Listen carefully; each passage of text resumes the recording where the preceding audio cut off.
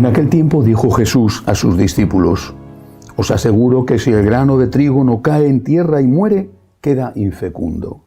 Pero si muere, da mucho fruto. El que se ama a sí mismo se pierde, y el que se aborrece a sí mismo en este mundo, se guardará para la vida eterna. El que quiera servirme, que me siga. Y donde esté yo, allí también estará mi servidor. A quien me sirva, el Padre lo premiará. Palabra del Señor. Gloria a ti, Señor Jesús. Hoy celebramos la fiesta de San Lorenzo, mártir. Su historia es muy conocida.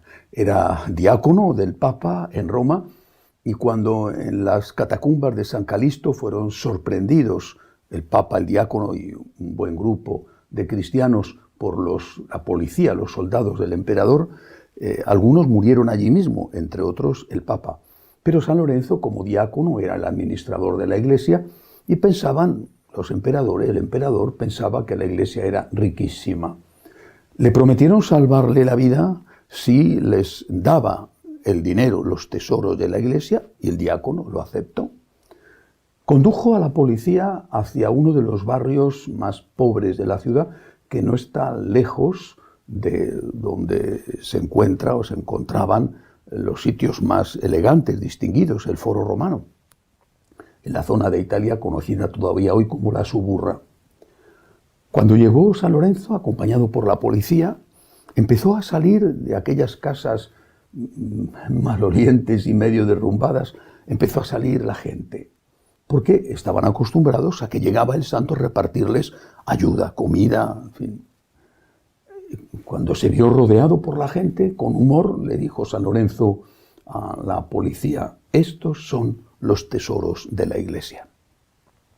La policía no entendió la broma del santo, se lo tomó muy a mal, pensó que les estaba tomando el pelo y efectivamente le mataron, según la tradición, le quemaron vivo en una parrilla, y él también, según la tradición, tuvo el humor suficiente para decir: dadme media vuelta que por este lado ya estoy tostado.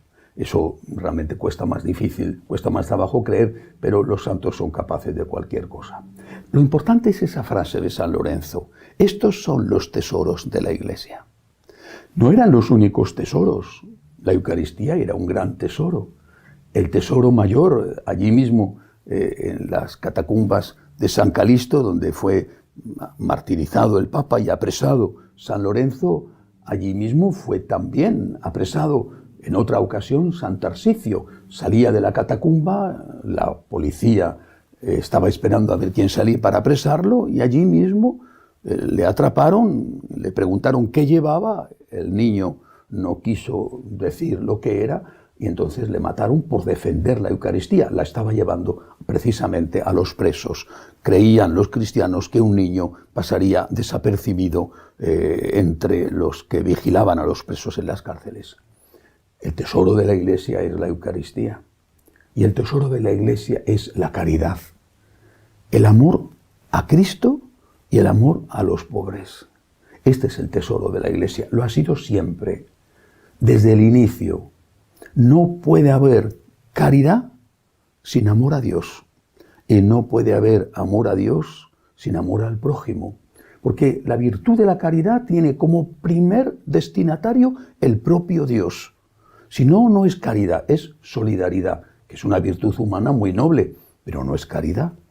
La caridad tiene como primer destinatario del amor a Dios nuestro Señor, que merece todo, y por amor a Dios, el amor al prójimo.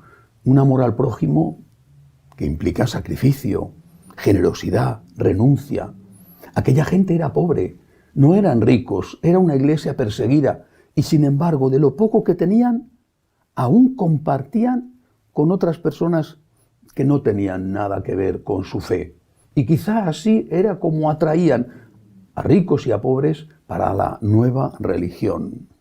Nietzsche, cuando habla del superhombre, muchos siglos después, en el siglo XX, califica al cristianismo como la religión de los esclavos. Él lo decía de forma ofensiva, como un desprecio. Él, que buscaba el superhombre, fue el maestro intelectual de Hitler y de su superhombre germánico.